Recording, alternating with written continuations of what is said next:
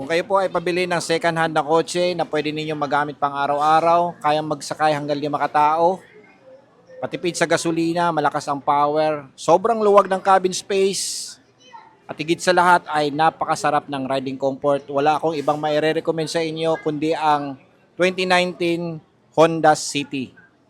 Guys, merong 6 na variant po yan. Una is yung 1.5S CVT. Siguro ang average price nito sa Facebook Marketplace ay nasa around 350 to 400,000. Number 2 is yung 1.5E na manual. Average price siguro ay nasa 250 to 300,000. Number 3 is yung 1.5E CVT. Siguro nasa around 450 to 470,000. Number 4 is yung 1.5 Sport CVT.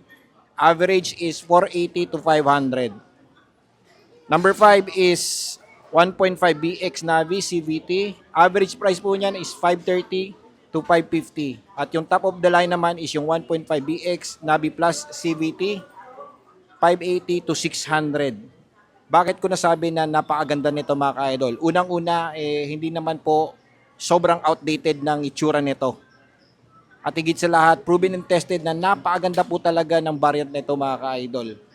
At ang power po nito ay nasa 118 HP at 145 Newton meter of torque. Guys, kung may mga kakilala po kayo na nagbibenta nito, kapitbahay ninyo, kamag-anak po ninyo, puntahan nyo na kaagad, ikutan nyo na, ihagil nyo na kaagad ang presyo, tawaran po ninyo ng around 30 to 50,000. Depende kung ano yung mapagkasunduan po ninyo. But I bet you, magiging masaya po kayo sa coaching ito mga ka-idol.